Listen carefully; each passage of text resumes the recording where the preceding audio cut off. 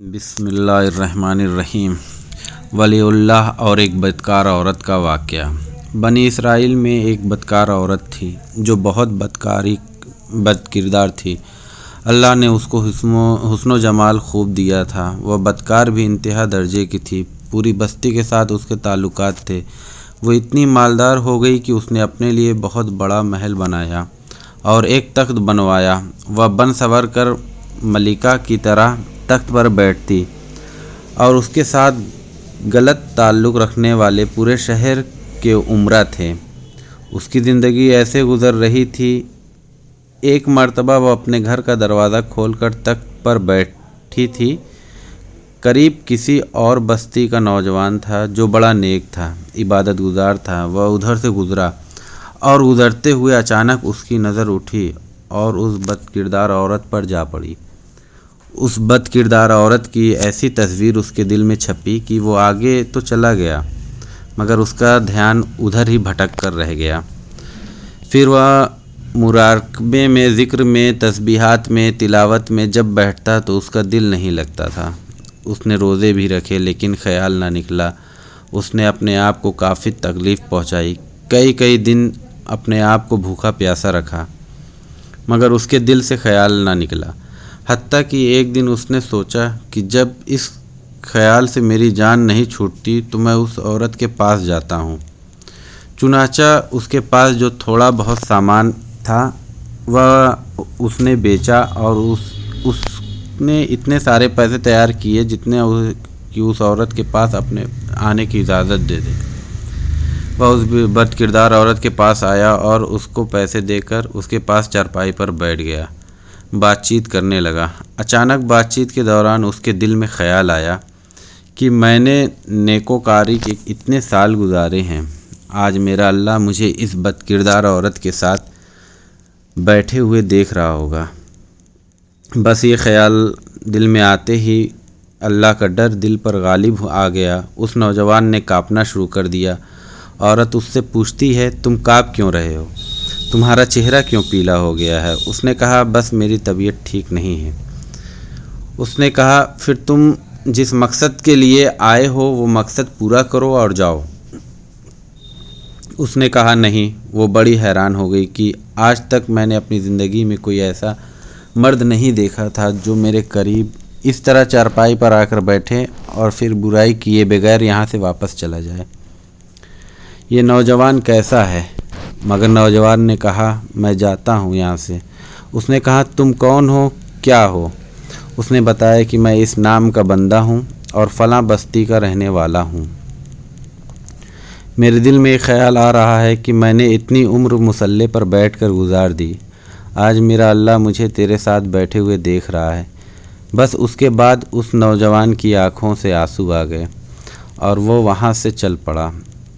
اب وہ وہاں سے چلا تو اس عورت کو جو اس کی تھوڑی بہت صحبت مل گئی، اس کی برکت اس کو مل گئی۔ چنانچہ عورت کے دل میں خیال آیا کہ یہ کنوارا نوجوان اللہ سے اتنا ڈرتا ہے جبکہ اس نے کوئی گناہ بھی نہیں کیا ہے، اور میں تو سارا دن اور ساری رات گناہوں کا مرتکب ہونے والی ہوں، میں تو خدا سے ڈرتی ہی نہیں۔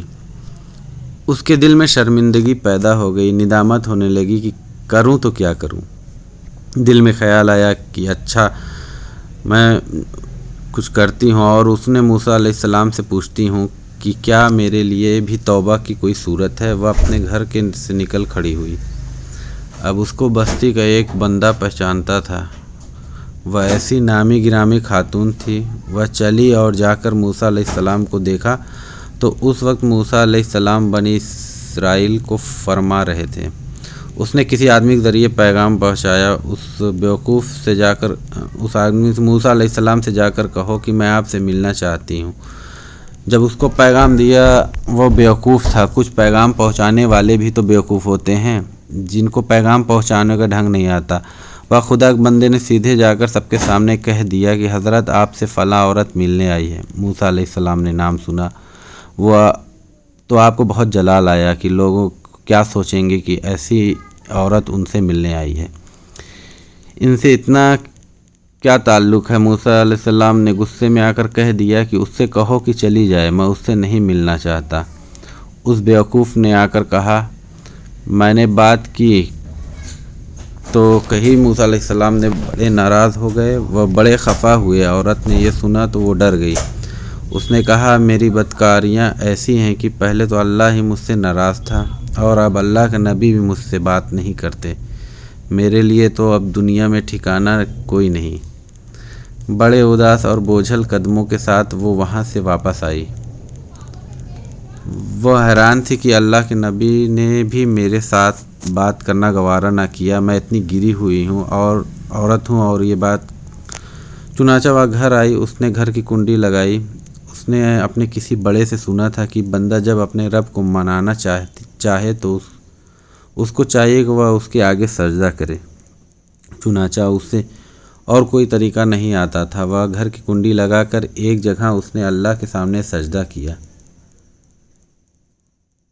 دل میں کہہ رہی ہوگی اے خدا میرا کوئی نہیں اللہ تیرے سوا، اسے پوری دنیا میں کوئی اور نجات کا راستہ نظر نہیں آتا تھا۔ پھر اللہ کی شان دیکھیے، اس نے رات گزاری۔ اگلے دن اس کے دل میں خیال آیا کہ میں عورت ذات ہوں، اکیلی مکان میں رہتی ہوں، ایک میری خادمہ ہے ہی تو ہے، میں اگر نیت کر بھی لوں تو جتنے لوگوں نے میرے ساتھ بدکاریاں کی ہیں تو وہ مجھے رہنے نہیں دیں گے، تو بہتر ہے کہ میں اس جگہ کو چھوڑ کر چلی جاؤں۔ تبھی اس نے فیصلہ کیا کہ میں یہاں سے چلی جاؤں گی۔ اس نے اپنے آپ کو ایک سادہ سے کپڑے میں لپیٹا تاکہ کوئی کپڑوں کو اور حسن و جمال کو نہ دیکھ سکے کہ یہ کون ہے۔ پھر اس نے سوچا عورت ذات ہوں، کہاں جاؤں گی؟ دل میں خیال آیا کہ وہ جو نیک نوجوان تھا جس کے دل میں اللہ کا اتنا خوف تھا کہ وہ اللہ کے ڈر سے کانپ رہا تھا، کیوں نہ میں اس نیک بندے کے پاس چلی جاؤں، اس کی خادمہ بن جاؤں، ممکن ہے کہ وہ مجھے نکاح میں قبول کر لے۔ یا اس کی بستی کی طرف چل پڑی۔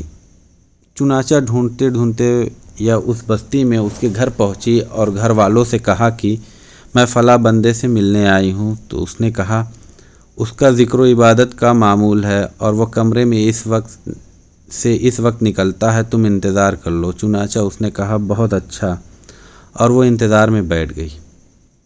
جب انتظار کرنے میں بیٹھی ہوئی تھی تو اچانک اس نوجوان نے دروازہ کھولا اور اس کی نظر اس عورت پر پڑی جو سامنے بیٹھی تھی۔ اس نوجوان نے عورت کا چہرہ دیکھا تو اس کو اپنا وہ وقت یاد آ گیا کہ وہ کون سا وقت تھا جب میں اپنے مصلے کو چھوڑ کر بالآخر اس کی چرپائی پر جا بیٹھا تھا۔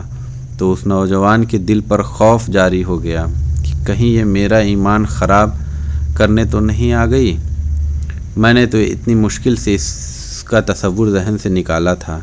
اچانک نوجوان پر اتنا خوف طاری ہو گیا کہ وہ وہیں پر گرا اور اس کی جان نکل گئی۔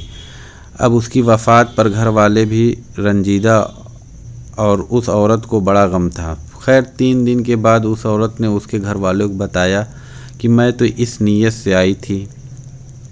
انہوں نے کہا اب تو وہ اس دنیا سے چلا گیا، اس کا ایک بھائی ہے، اگر تم مناسب سمجھو تو ہم اس سے پوچھ لیتے ہیں، اگر وہ تمہارے ساتھ نکاح کر لے تو تم اس کے ساتھ نکاح کر لو۔ اس نے کہا ٹھیک ہے۔ جب بھائی سے پتہ کیا تو اس نے کہا ٹھیک ہے، اگر پہلے یہ ایسی عورت رہی ہے اور اب توبہ کی نیت کر چکی ہے تو میں اس کو اپنے نکاح میں قبول کر لوں گا، کیونکہ اللہ پاک کی ذات معاف کرنے والی ہے، جب اللہ پاک معاف کر دیتا ہے تو انسان کیا چیز ہے۔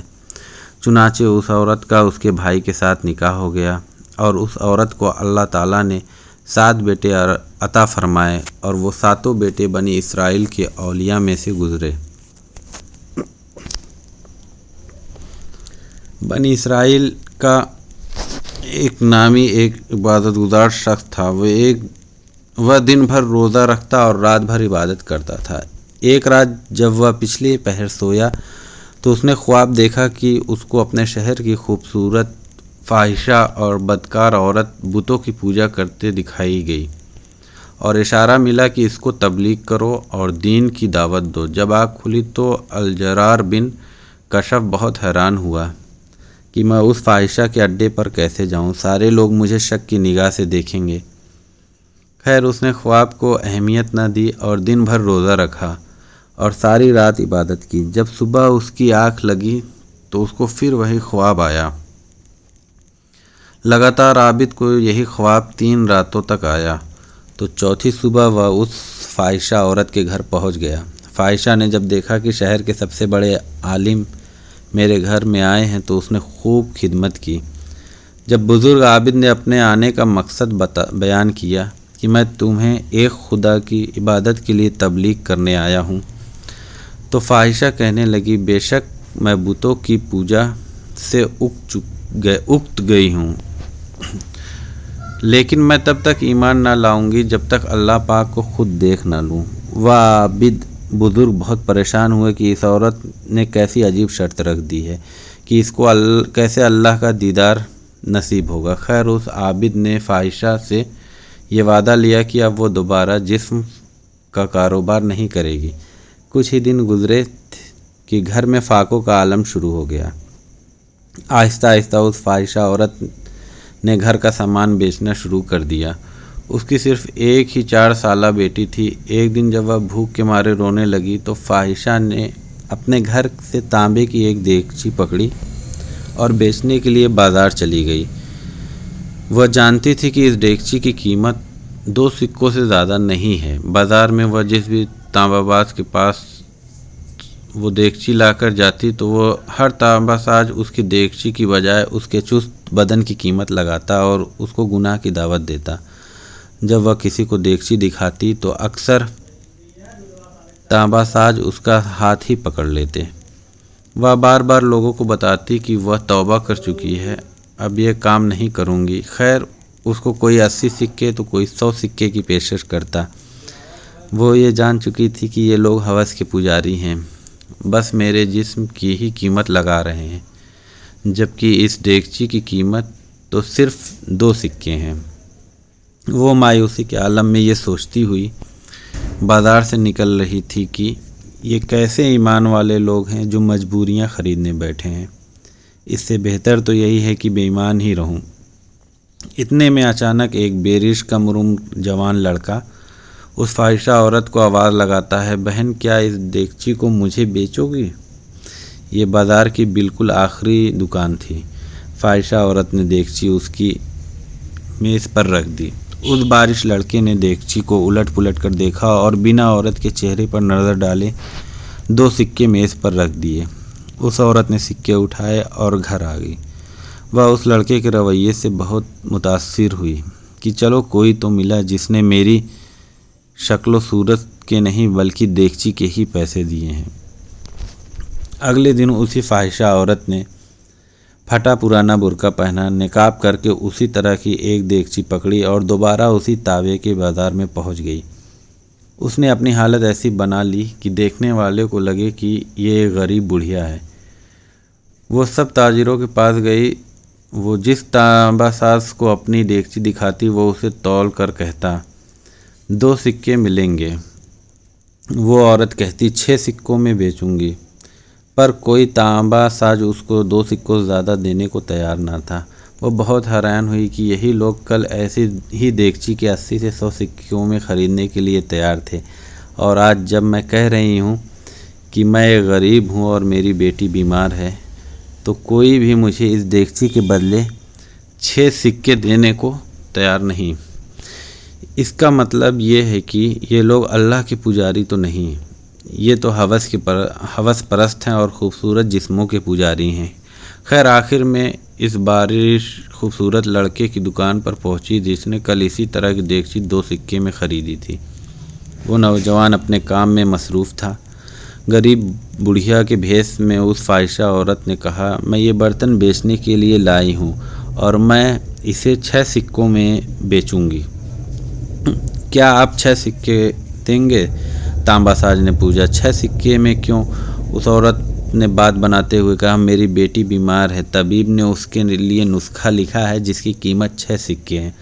تانبا ساز نے دیگچی لے کر کہا، ماں یہ دیگچی تو بہت عمدہ اور نہایت قیمتی ہے، اگر آپ بیچنا ہی چاہتی ہیں تو میں اسے 80 سکوں میں خریدوں گا۔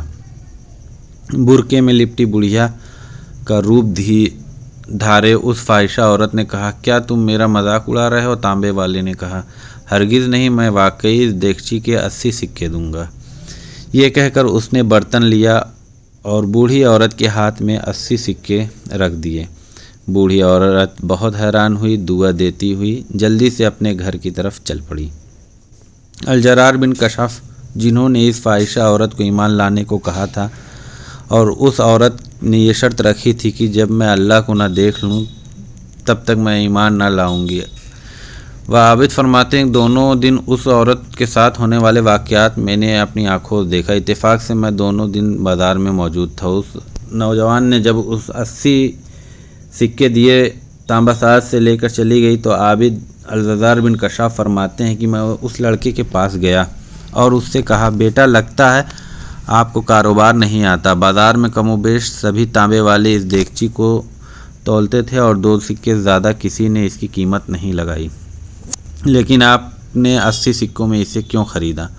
وہ لڑکا نہایت ادب سے بولا، حضرت میں نے برتن نہیں خریدا بلکہ میں نے اس کی بچی کا نسخہ خریدنے کے لیے اور 1 مہینے تک اس کی بچی کی دیکھ بھال کے لیے پیسے دیے ہیں۔ میں نے اسے اس لیے یہ قیمت دی ہے کہ گھر کا باقی سامان بیچنے کی نوبت نہ آئے۔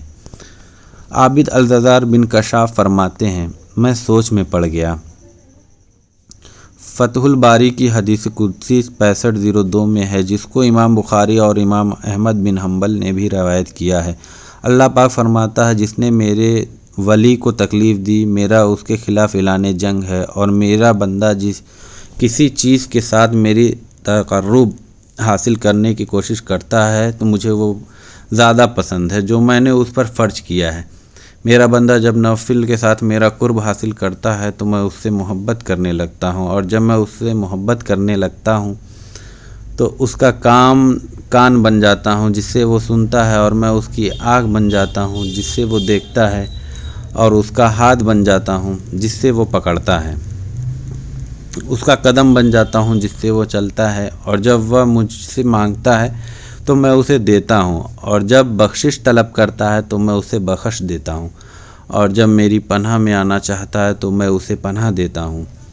دوستو، اپنے آس پاس نظر رکھیے، غریبوں کی مدد کریں، بوڑھوں کا سہارا بنیں، خاص کر بیوہ عورتوں اور یتیم لڑکیوں کی دل کھول کر مالی امداد کیا کریں تاکہ وہ کہیں جسم بیچنے جیسے مکروہ کاموں میں نہ گھس جائیں۔ بے شک مجبوری انسان کو برائی کی طرف لے جاتی ہے۔ اللہ پاک ہم سب کے گناہوں کو معاف فرما دے اور بروز قیامت ہمارے حساب میں نرمی فرما۔